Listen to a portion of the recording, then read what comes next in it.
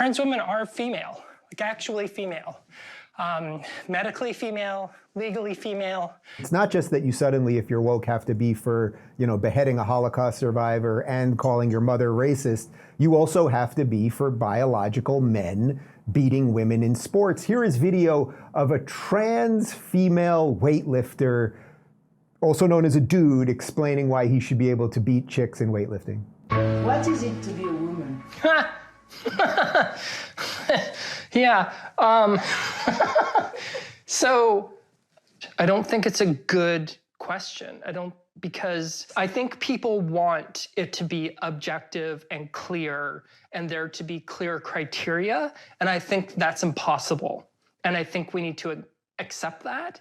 And I think that's a difficult thing to accept. Gender is more beautiful and more complex than what is a man, what is a woman. So who are women? The people who say they are, I think, is the easier way to go about it. The male body has a bigger strength than the female body. What do you think about that?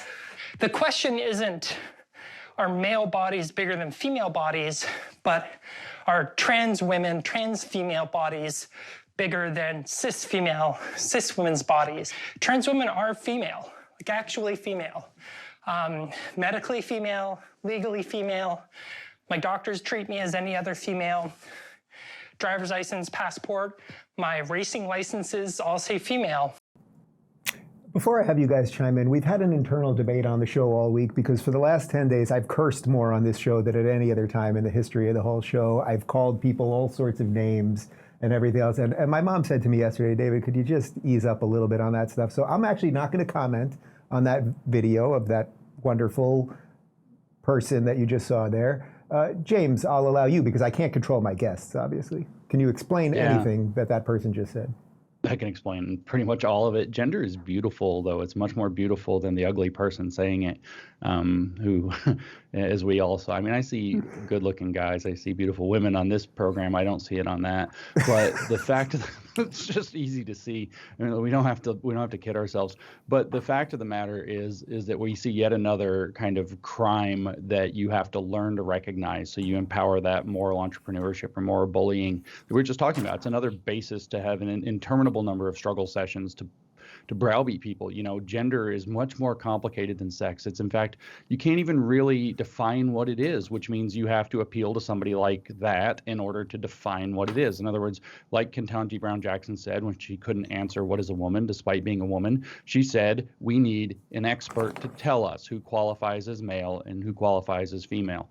We need an expert to guide us through life. And the only qualified experts are the people who have the secret knowledge of what it takes that they've adopted through queer theory. And if you can't see it, well, you're transphobic. You're, Dave, I know you're very homophobic. It's a big problem in your life. Only to one guy, the guy I'm married to. Yeah, well, he thinks you're homophobic too. I mean, everybody thinks you're homophobic. We all know you're homophobic because you do crazy things like pass. You don't. Although phobia is an irrational fear, I have a rational fear of him. You know what I mean? If I don't make the bed, it's fully rational. I also have a fully rational fear of mental illness, as it turns out.